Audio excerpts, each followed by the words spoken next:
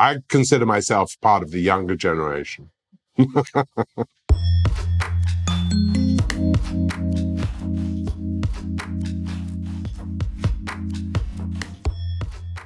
Welcome to our Hybrid Lives micro-series, a series of podcasts surrounding a white paper that we've published on the subject of hybrid space and the future of hybrid space.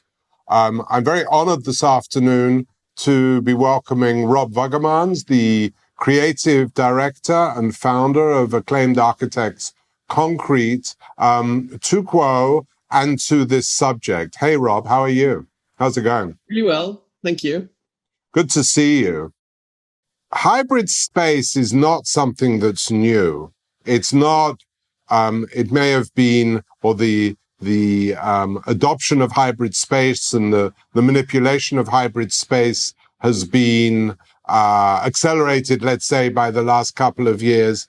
But the need for owners and developers to take advantage of space and to take returns, to take a greater return from space has been part of the acceleration of the creation of hybrid spaces.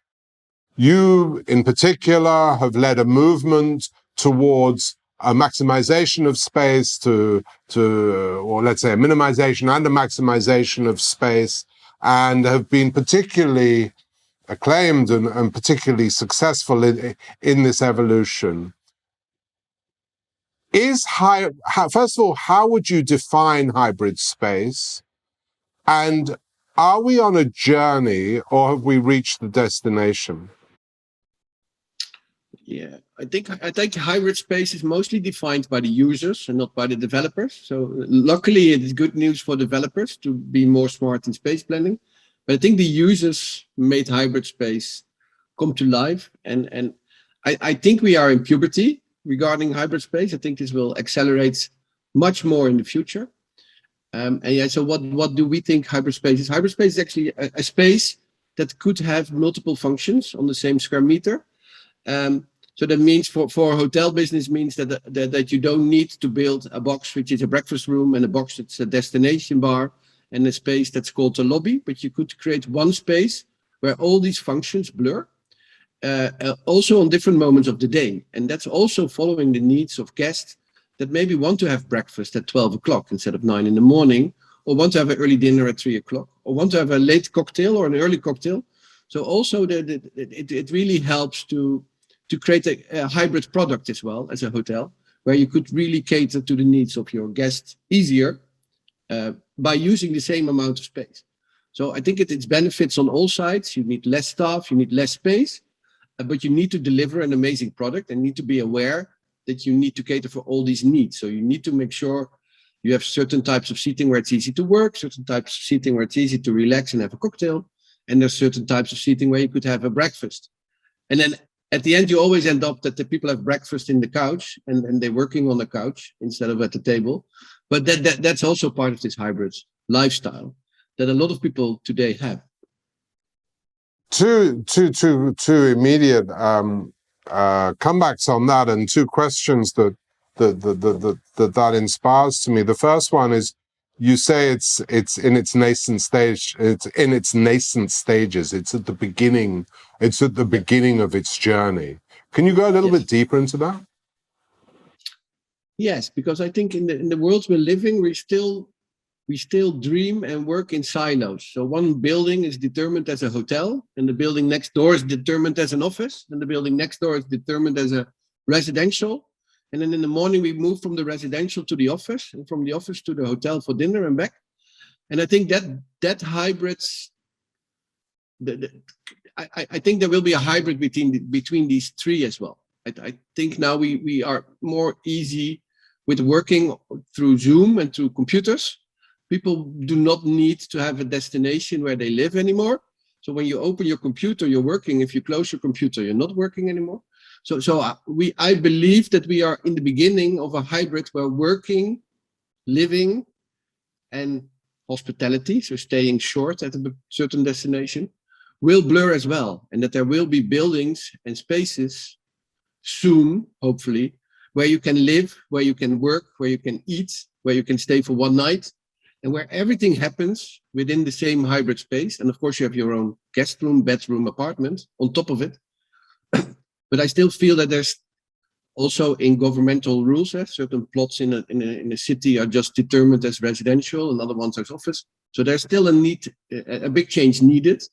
But I'm absolutely convinced that there will be much more blur going in between these functions. So that there's a very thin line today between working and a hotel lobby, and there's a very thin line between living and a hotel room, because some people live in a hotel for a month, and some people book an apartment for a month. I think Airbnb helps that you could shortly live in a house. So I think there will be a whole type of new models where you could live in a hotel and where you could stay in an apartment for short term, and then have an office like a WeWork, like a co-working system around it. We had a guest on last week from Let's Work, where they enable or empower the organization, which enables, or it sort of takes WeWork onto another level, where it enables or empowers the Hamza Khan, who's the founder of it, was on the show last week, and they've created a network where the user can go anywhere. So there's no such thing as a structured office, but they can go to a restaurant. They belong to, it's a membership organization where they can take advantage of space wherever that might be. That conversation led pretty quickly to the future of commercial space and the future of office. Let me ask you the same question. Given what you've just said, and given the evolution of behavior, and especially being driven, and this I think is fascinating, by the younger generation, by the generation that's at university today, and the sort of half generation above it, which are 25, 27, the Generation Zs,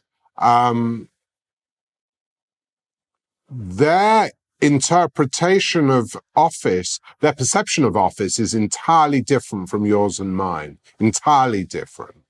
What does that mean for the future of commercial space? I'm not sure if it's totally different than yours and mine. I consider myself also probably as Generation Z, but I'm older. I will be honest with this. I consider myself part of the younger generation. Yeah. It's not one or the other. I also think that the young mindset and the people currently at university, if they go to work, they also need to focus, and they need to learn to focus. So I think there will always be, in a way, spaces which is your desk at that time in a quiet zone, but you will not use it 7 days or 5 days a week. But that's why I think we are in puberty. You see that WeWork tried to create a living concept called We Live, and it didn't really work because they looked from it as an operator from contemporary office spaces, and they were lacking a little bit of knowledge on hospitality. And you see hospitality brands trying to create co-working, and it's also difficult still because they have not the knowledge. And there they need to start having a coffee and a beer together and look how this could come together. And still, and that's why I still believe we are in puberty, they are thinking in their silos and just making some steps outside of their silos. But currently, nobody has the guts to say, you know what, we as a hospitality firm need to have a collaboration with a co-working and with a condominium supplier, and sit together. And how could we create an even more perfect hybrid? Most of our projects have hybrid spaces in there. We do residential in the US where we have but it's sorry to interrupt you, but it's lip service, as you say. It's puberty. It's lip service. Yeah. Even right now, it's lip service. Yeah, it's experimenting and trying how far can you go, and how much flexibility do you need to give. And you also want change of scenery. Yeah? So if you would live the whole day in the same building with a similar type of aesthetic or a similar type of service or a similar person who makes money of you, I think you want to break out as well. So you need to be aware of that. But yeah, that's we're experimenting. We don't know how we grow as a world, as a movement. But I think there's much more hybridity coming towards us. And then I can bring a question back, which I do not have the answer. What will happen to retail? I traveled to the US. I traveled to the US the last 2 weeks, and it's sad to see that retail has not the answer yet to the changing society. Well, I'd love to relate a short story, but I have very, very close friends in Sri Lanka who are working with perhaps with a company called MAS, which is one of the most innovative factories, producers, let's say, working with Zara and Victoria's Secret and some of the biggest names. They've been working for the last few years with an MIT innovation lab on the future of product, on the development of 4D printers and the future of clothing. So what it will be. And I want to mix that with the story that I thought about over the weekend with my daughter, who was making presents, and she was buying everything online. My 16-year-old daughter, I want to get that right. So my 16-year-old daughter was buying everything online and personalizing. So she was writing a little note on it, or she was individualizing it. You can't do that in a store. And you can't print in a store. And you can't print that t-shirt, print that shirt in your front room.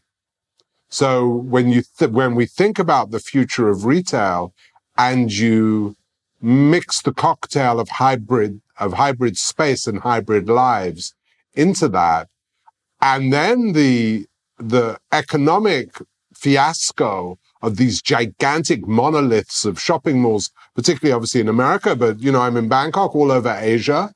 Then what?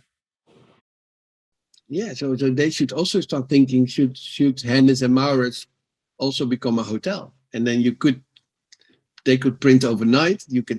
You shop while you have breakfast. I don't know. There's a very interesting hybrid possible, I think. And I think there's also part of the solution, because people still want to leave their house for an experience. So going to the shopping mall is mostly like a walk in the park, but then you walk through commercial goods. You look, you get inspired, you go home, and you buy and personalize online. Then shops will look different. Shopping malls will look different, much more showcase. But so that's why I think there's a very nice and interesting era in front of us, that this hybrid thingy becomes much bigger. But what's also really interesting, and I know you know Bangkok well, but the urban infrastructure and the urban fabric, the tapestry of what is the fabric of Bangkok, and especially the leisure fabric of Bangkok, is centered around shopping malls. And over this past weekend, I went to one of the more popular malls. It was packed.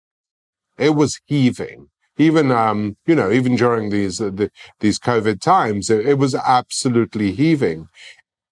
If we imagine a future infrastructure that's different, it's just fascinating to know how humanity interacts with it. But for it to have a more multidimensional purpose, so whether there's hotel, obviously there's already restaurant, shops, maybe there's some form of personalization, there's more leisure, I don't know what it is. But yeah, I mean, it's super interesting.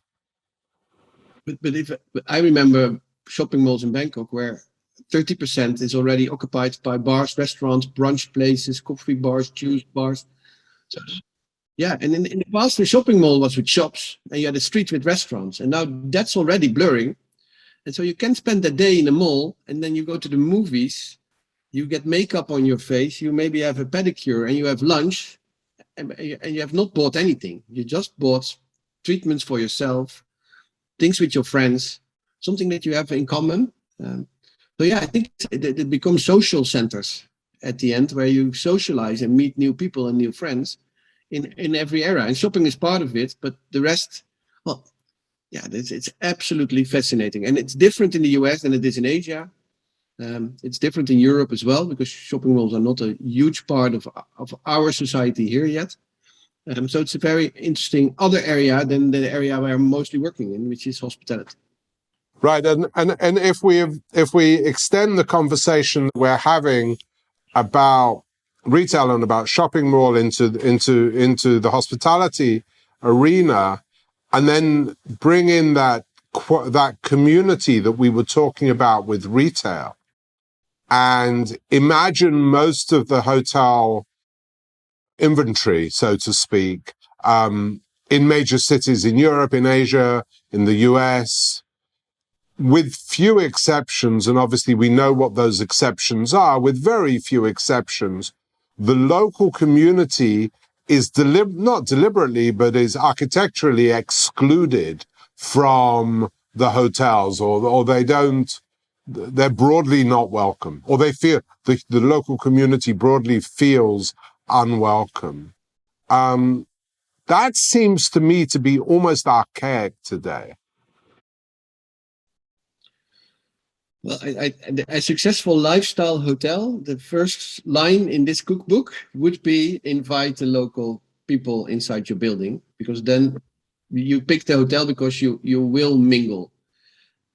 So attracting interesting F&B partners who are really localized, or sourcing out your F&B, your bar, your rooftop bar, to local bar owners will make the difference.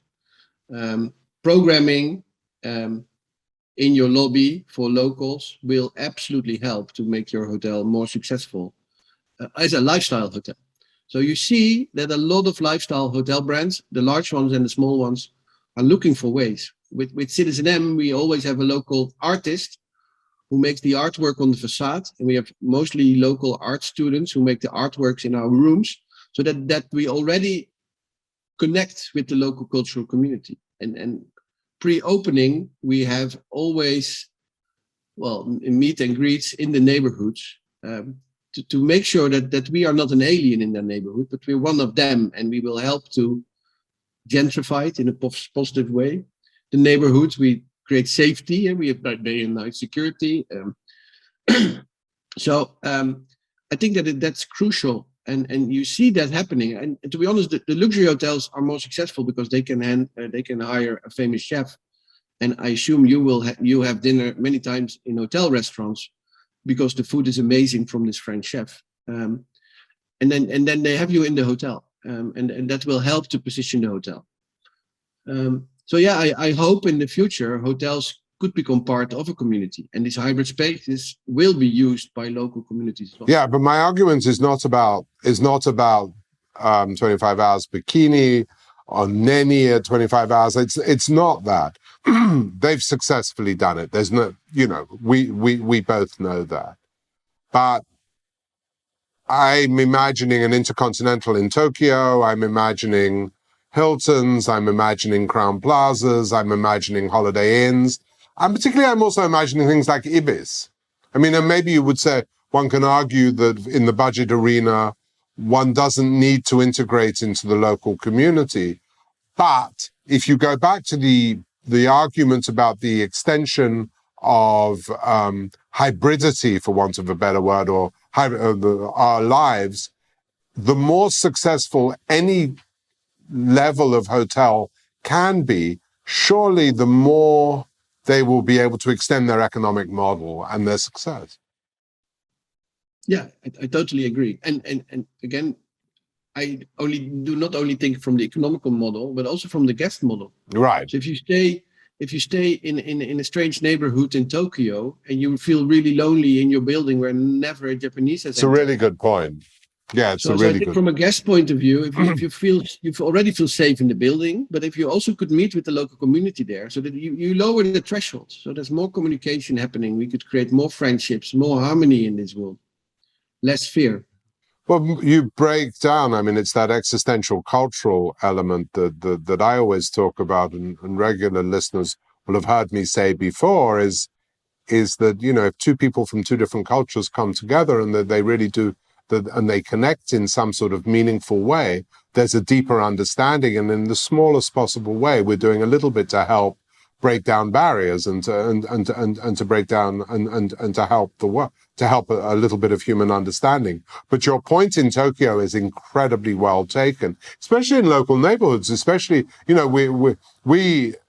we can travel around we can travel around central business districts or downtown or the center of London or Paris or wherever it is, and the hotels is sort of more of a part of the urban fabric. But in the suburbs, how long is that going to take? And is this a movement that's going to become ubiquitous? I hope, but all the hotels you were just naming are all part of huge, huge global change, and they should change in a way. So most of the times, the nice hotels, which are mixing with the urban fabric, are the little ones, are the smaller chains, are the papa mama companies that see much more the need and see the satisfaction from the customers. These huge hotel chains, unfortunately, are run by shareholders and behave more as a machine. That a Big Mac should taste the same everywhere in the world. An Ibis hotel should feel the same everywhere in the world. If you wake up in Bangkok or in Japan or in North Africa, it makes no difference. The room's the same, the color is the same, the people are the same. There's no local context inside your building. And that creates I understand that also local communities feel these buildings as aliens in their city and they have nothing to do and they bring nothing to the neighborhood. But it's interesting. I think it almost goes back. And I don't want to go too deep into history, but the origins of hotel or an inn in medieval England were interestingly particularly in an inn, where a visitor would drink in the bar and then go up to their room, but they would drink in the bar with the local, with whoever else was drinking in the bar. Interestingly, and particularly by the larger chains that I was just referring to, they seem to have done 180 on it. They seem to be repelling, for want of a better word, local communities, except for some sort of special occasion or for some sort of meetings. And it's those brands and the perceptions of those spaces that, in my opinion, if they don't change, they will fall further and further and quicker behind the 8 ball. Yeah, and yeah. So globalization has a beautiful side and has a very ugly side.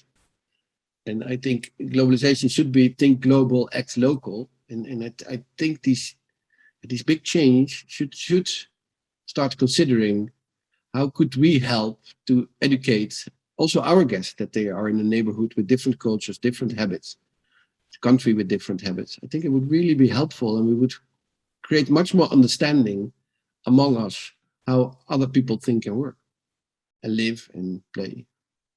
I want to change the subject. We could, I'm sure, go on for hours, but we know that our listeners only want to listen for about 20 minutes. So I'm they have their cycles, or they spend 20 minutes on a treadmill and then that's when they want to stop. But I know that last time we had lunch, you were telling me about a project you were doing on a cruise ship. And yes. How does and I know we didn't really want to talk about the pandemic, although I think it's impossible to talk about the development of design on cruise ships and avoid talking about the pandemic, but you may think otherwise. But how does this concept of hybrid space apply to the evolution of design of ship? Yeah, that's a difficult question. The whole cruise industry needs to go on a huge evolution before they reach hybrid spaces. Huh? They have always been on a standstill. And I think the cruise ship we worked on, Virgin Voyages, is the first cruise ship that opens up to a target audience that never, ever considered going on a cruise ship. So I think that's already a huge evolution. The other thing is that hybrid spaces work really well if you as a person change your mindset from working to living to sleeping to relaxing to play mode. If you are on a cruise ship, you're probably the only purpose you're there is leisure. So every space, it could be a hybrid space, but everything that's happening there is leisure.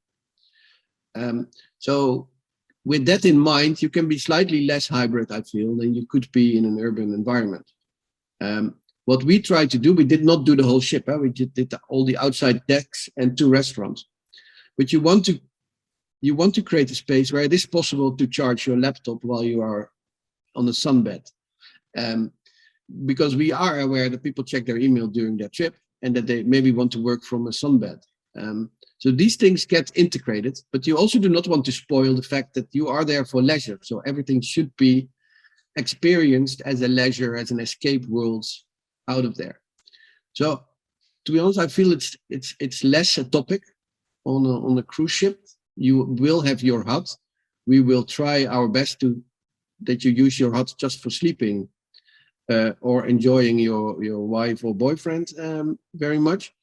And then we want to take you out to spaces where a lot of other things can happen. And that could be from entertainment to sports to yoga, from yoga to relaxing at the pool, sunbathing, well-being. And yeah, we try to use spaces that we could use double. So there's a sunbathing deck, which is in the morning also the yoga platform. We have a running track around the ship, which is unique for this cruise ship, which means you can seriously exercise, which you normally could not do on the ship. But at nighttime, it's also the place where you can have a romantic walk with your girlfriend or your wife and enjoy the views over the ocean. But yeah, I struggle calling these spaces really authentic hybrid spaces.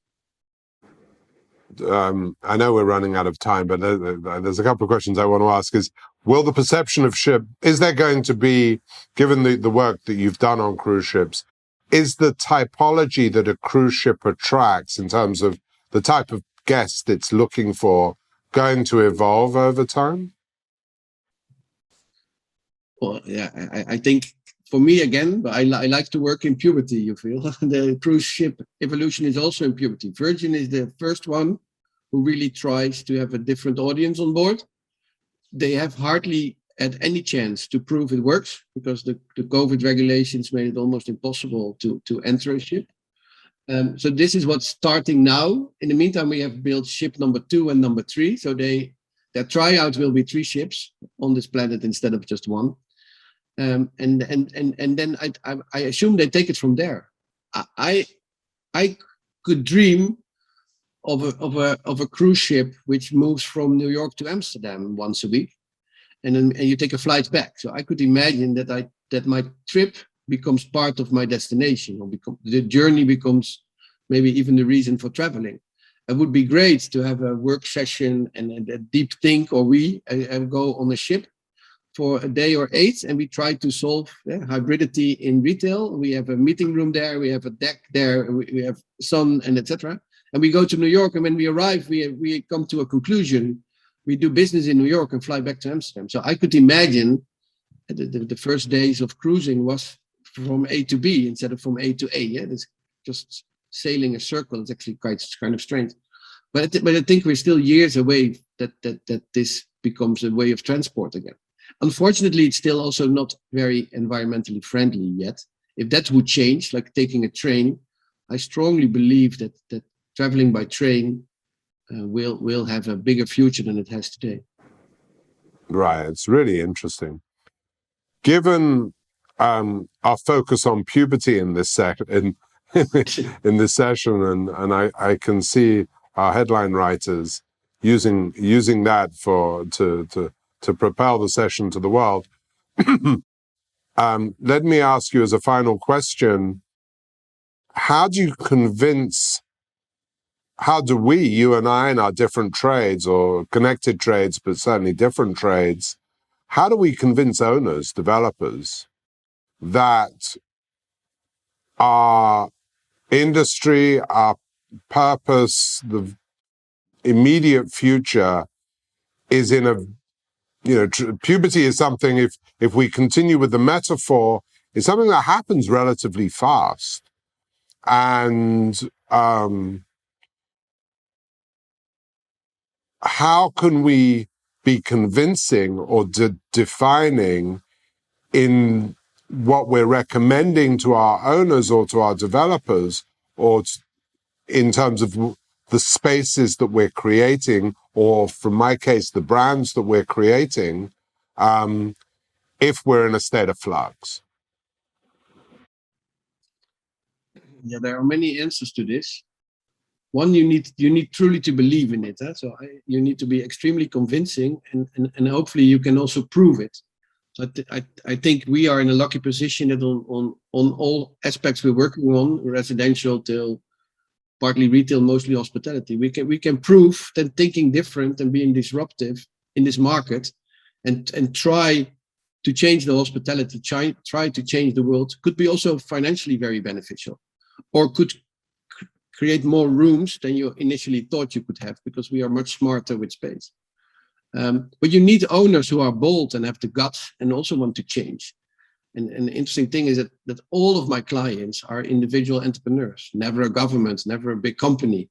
And where do we struggle mostly? If we have to work with an airline, or if we have to work with a huge developer who has done things over and over and over again, and they have the whole list of things where they're afraid of.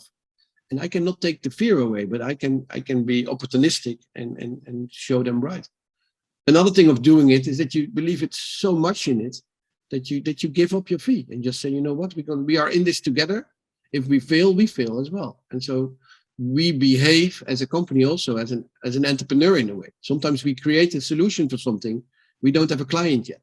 So I think if you want to talk about hybrid companies, I think being a consultant or a service provider waiting till a client calls you is old news. It's something you should be. If you have a vision, work on your vision and the clients will come. If you just wait till somebody calls and asks you what's your vision, too late.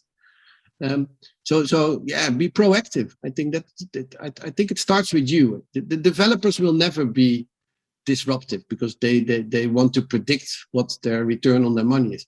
But sometimes they have a location which is tough for them and they have a problem with it. And then you can help them by creating a medicine that they've never seen before. And luckily, and we are now able to do this many times. We have abandoned Holiday Inn hotels in New York, which we can transfer into amazing condos and a new type of hotel, including a co-working space. And instead of a 600-bedroom hotel, we now have a small city on the same footprint, where all these things come together and they all need a coffee in the morning, and they all need to work at a certain moment, but they also need to enjoy and chill. And there we can prove it. And then they look at their models and their financial models. They think, wow, that's not a strange thing, to have half a hotel, half a condominium, half of the F&B is also used by the people living there. And though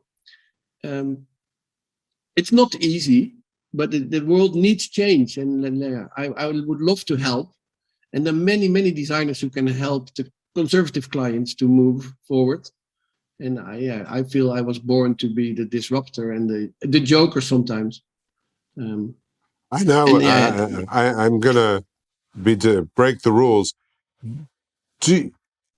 You're very well traveled. You've worked in the States. You worked all over Europe, obviously, in Asia. Every culture. I mean, and I say as a matter of fact that every culture, and working deeply in some cultures, is incredibly different than working in other cultures, in terms of maturity, in terms of the rules, the legacy, the history. Where are we going to? Because we work in similar ways, and we try as much as we can, and to create disruption in everything that we try to do, and that's in my business as well as very much more in your business. Where do we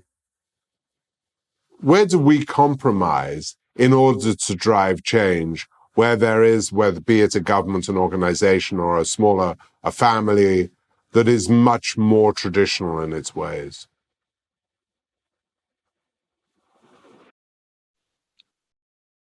I hate compromises, but I don't think you need to compromise if you start truly understanding. At least they need to be open. They need to be open for conversation. If they dictate what they want, then we are not the right company. But if they're open for discussion and conversations, I think we can help everybody. So we can build a W hotel in Osaka. We did it. We proved it. It's a whole different culture.